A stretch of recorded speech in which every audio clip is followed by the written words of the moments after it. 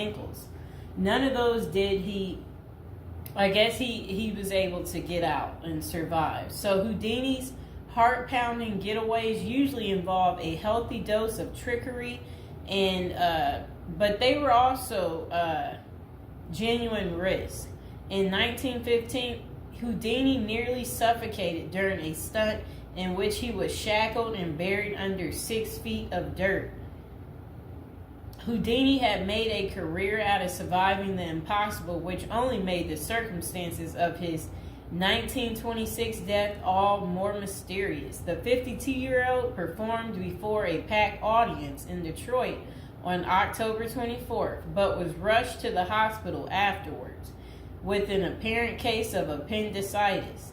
He died just a week later on Halloween, leaving his legions of admirers bewildered. Okay, so an obituary in the New York Times expressed shock at the passing of the man who so often had seemed to thousands to be cheating the very jaws of death.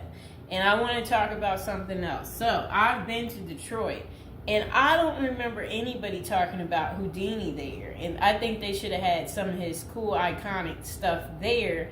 But I did see they had Houdini stuff in Las Vegas when I was in Vegas. So, I don't know why they don't have it set up in Detroit. So Houdini's final performance, the strange series of events that led to Houdini's demise, had kicked off several weeks earlier on October 11th, 1926, while being shackled into his Chinese water torture cell during a performance in Albany, New York. So it says he was struck on the leg by a piece of faulty equipment. He hobbled his way through the rest of the show, but was later found to have sustained a fractured left ankle. Against doctors' orders, Houdini continued his torture and traveled to Montreal, where he gave a lecture at McGill University. Just a few days later, on October 22nd, he invited some McGill students to visit him in his dressing room at the Princess Theater. The magician's sore ankle was still bothering him, so he plopped down on a couch while the group chatted. At some point, a student named J. Gordon Whitehead arrived and asked Houdini if it was true that he could resist hard punches to his abdomen, a claim that the magician had supposedly made in public. According to witness Sam Smits, when Houdini said the rumors were true, Whitehead abruptly delivered 4 to 5 terribly, forcibly deliberate, well-directed blows to his stomach. Houdini was still reclined on the couch and had no time to prepare for the punches, which appeared to leave him in considerable pain. And now would be a good time to like the video and to subscribe to my channel. Do you like this new series? This is the Death series, and there will be more series to come and more episodes from the Death series as well. And do you like my prison series? And if you haven't checked out my prison series I created just for you, you can go ahead and check out my playlist. And there's also a love spell series that I think you will enjoy too checking out. Okay, so Houdini brushed off the incident at the time, but that same evening, he began to complain of discomfort and stomach cramps. His condition only worsened the next day when he boarded an overnight train to Detroit for a new run of performances. The magician developed severe abdominal pain, cold sweats, and fatigue, and his temperature rose to 104 degrees. A doctor suspected appendicitis and instructed Houdini to go to a hospital, but the performer insisted on taking the stage for his opening night show at Garrick Theater. Isn't that really funny? He still wanted to work even though he wasn't doing so well. Okay, he proceeded to struggle through his routine before collapsing immediately after the final curtain. The show would be Houdini's last. The same night, he was taken to a Detroit hospital and prepared for surgery. Doctors successfully removed his appendix, which was found to have ruptured several days earlier, but it had already poisoned his insides. Despite a grim prognosis, the magician clung to life until October 31st, when he died with his wife Bess and his 2 brothers by his side. The official cause of Houdini's death was listed as peritonitis caused by a ruptured appendix. At the time, the magician's doctors firmly believed that the illness was the result of so I guess some guy had given him something backstage during an encounter in Montreal. Okay, so such cases of traumatic appendicitis are extraordinarily rare. One study found only a couple dozen instances over a nearly 20-year period, but in 1926 the diagnosis was widely accepted. Houdini's life insurance company was even forced to pay his wife a double for accidental death. Okay, so doubts arise over the escape artist's death. Houdini was laid to rest in Queens, New York. And this is what his little, I never knew that was where he is. Well, there he is right there. Okay, that was his tombstone. Okay, so look, maybe I can put that tombstone as the thumbtack, people.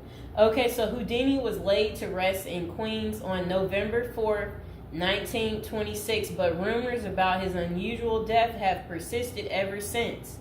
Many of the theories tend to focus on the magician's contentious relationship with spiritualism, a pseudo-fed religion whose adherents once claimed it was possible to communicate with the dead through seances and mediums.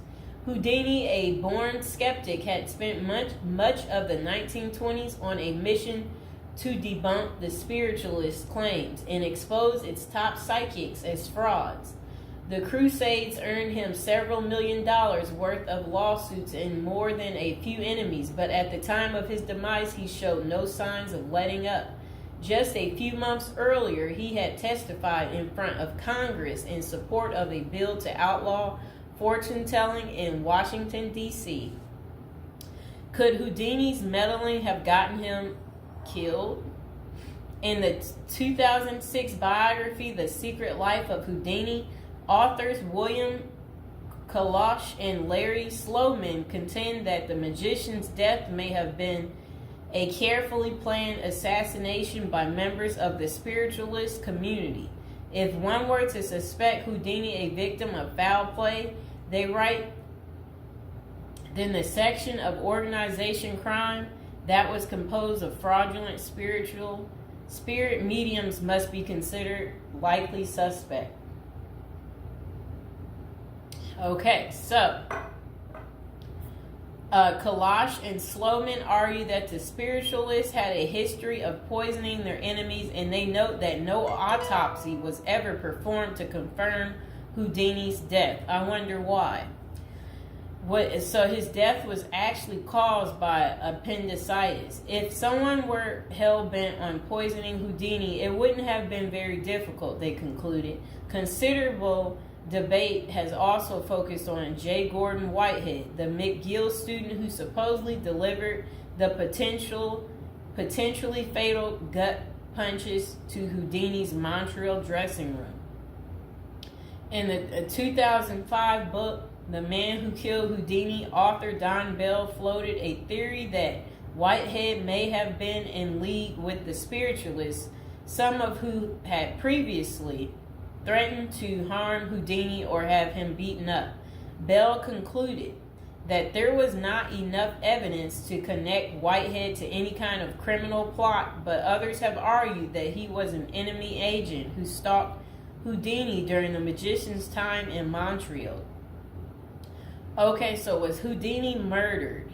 The true cause of Houdini's demise may never be known for sure, but the majority of scholars tend to dismiss the murder theories as mere speculation. For them, the more pressing question is whether Houdini's ruptured appendix had any connection to the stomach blows he received a few days earlier. Don't forget to like the video, and if you're new to the channel, go ahead and hit that subscribe button. So while the evidence shows that such conditions is indeed possible, many consider it more likely that Whitehead's punches simply caused Houdini to ignore an already existing case of appendicitis. By the time the magician finally sought out treatment, the theory goes it was already too late. Interestingly, perhaps the most sought after source for information about Houdini's death is none other than Houdini himself in what amounted to his ultimate test of the spiritualist's claims. The magician promised his wife Bess that he would try to communicate with her from beyond the grave. Bess went to hold an annual Houdini seance for 10 years before finally abandoning the search in 1936. Fans and fellow magicians have since made the seance a Halloween tradition, but thus far, the great Houdini's ghost has refused to speak. I wonder why. So I hope you guys enjoyed hearing about what happened to Harry Houdini and how he passed away on Halloween.